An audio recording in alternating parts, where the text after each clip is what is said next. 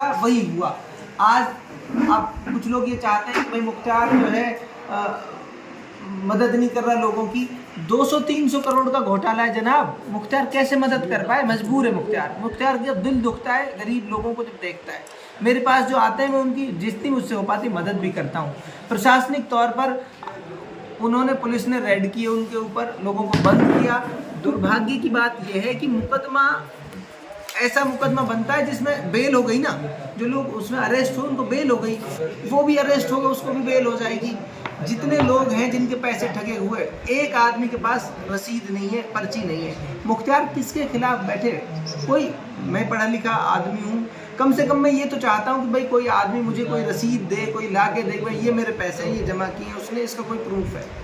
जिन लोगों के साथ ठगी हुई है, जिन लोगों के साथ ठगी हुई है, वो लोग कह रहे हैं कि भाई हम ईद तक इंतजार कर रहे हैं, ईद के बाद धरने पर बैठेंगे, तो क्या आप उनके साथ रहेंगे? पूरी मदद करेंगे उनकी। मेरी कहीं किसी भी आदमी को जरूरत है, मेरी कहीं भी कोई आदमी ऐसा महसूस कर रहा है, ऐसा महसूस कानूनी प्रक्रिया में कहीं कोई अड़चन आ रही है, मुझे फ़ोन करे, उसकी तन मन धन से मदद करूँ। सर गरीब लोग रोते हुए फिर रहे हैं इस वक्त, बहुत सारे उनसे ज़्यादा पीड़ित है, उनसे ज़्यादा दुख होता है। और मेरी मजबूरी मेरी ये है कि कानूनी रूप से मैं उनको ये कह सकता हूँ मुकदमा कराओ।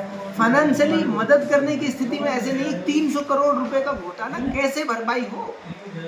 आपने कहा है चुनाव से पहले वीडियो बनाई थी, वीडियो डाली थी, लेकिन चुनाव के बाद में क्या एक्शन रहा? आप जब पुलिस मैंने हमेशा उसके लिए सोशल मीडिया पे, मीडिया के माध्यम से हमेशा उसके लिए बोला कि गलत हो रहा है। प्रशासन से बात की, थाने गया, आईजी से मिला, एसपी से मिला, उसके लिए कि लोगों के साथ को न्याय मिलना चाहिए, लोगों के साथ इंसाफ होना चाहिए। और कोई भी व्यक्ति जो मेरे संपर्क में आया, मैंने उसकी हर संभव मदद की।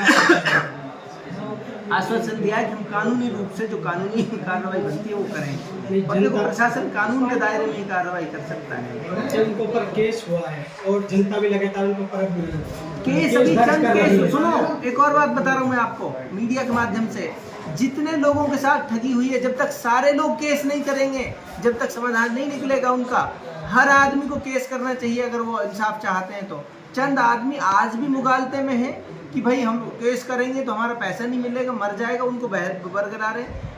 मुकदमा करने से ही पैसा मिलेगा। जिन्होंने शुरुआत में मुकदमे किए ना, उनके साथ उन्होंने समझौता किया, उनको पैसे मिल गए।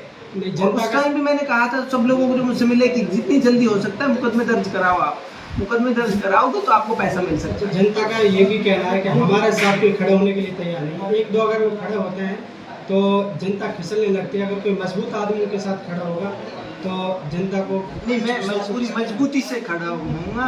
कोई भी व्यक्ति जिनके साथ ये ठगी हुई है, इंडिविजुअल, उनसे भी मैं कहना चाहता हूँ, अकेले लड़ोगे ये लड़ाई नहीं लड़ी जाएगी। एकजुट हो जाए ये सारे लोग, किसी एक दिन कॉल दे दें उनके, जिन लोगों के साथ ठगी हुई है, वो एक दिन का वो कॉल दे दें, फला तारीख को फला जगह हम जो है अपना विरोध प्रदर्शन जो करेंगे। फिर कोई नहीं आता अगर मेरे जैसा आदमी, तो फिर उसको ब्लेम करें कि भाई वो उस दिन वहाँ ये प्रदर्शन धरना कर रहे थे। अब इंडिविजुअली 10,000 लोग हैं जनाब, यूपी तक के लोग हैं, उनको कैसे जाके उनसे मिला जाए? जिस तरह के शख्स ने काम में भी उन्होंने ज्ञापन सौंपा था, इसी तरह पहाड़ी में भी ज्ञापन सौंपा था। क्या आपने इस तरह के ही पीड़ित लोगों के द्वारा कोई शिकायत दर्ज की है? नहीं, मैंने लिखित में मैंने आईजी साहब को दिए, एसपी साहब को दिए कि भाई हमारे इलाके के लोगों के साथ बड़े स्तर पे ठगी हुई है और उसमें कानूनी जो मदद हो सकती है उनकी हर संभव मदद की जाए, उनके साथ इंसाफ। तो क्या अगर पीड़ित परिवार अगर धरने पर बैठते तो आप उनके साथ रहेंगे? पूरी मदद करेंगे। अच्छा, एक और मसला कामा में चला था चुनाव के बाद में, कब्रिस्तान का मुद्दा चला था, लेकिन वो कब्रिस्तान क्या कहते हैं कि आपने पहले बताया था कि हमने कोशिश की है, तो अब क्या रहा? हमने कोशिश की, उसी का आज नतीजा है। मैंने कहा था कानूनी रूप से जिसका हल निकल सकता है उसका कानूनी रास्ता है। स्टे मिली उसमें, आज स्टे हुआ है। उसमें स्टे होने के बाद नगर पालिका भी और कोई और पक्ष भी आज उस पर कुछ नहीं कर सकता। वो कब्रिस्तान है, कब्रिस्तान ही रहेगा। हम उस पर वहाँ जाके, मैंने पहले भी मीडिया के माध्यम से कहा था, वहाँ जाके कोर्ट का ऑर्डर था, उसके खिलाफ जाके हम वहाँ धरना प्रदर्शन करते, हल्ला मचाते, हमारे लोगों के खिलाफ मुकदमे होते।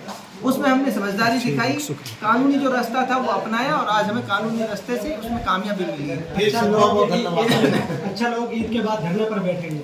ईद के बाद लोग धरना पर बैठेंगे, आप खुद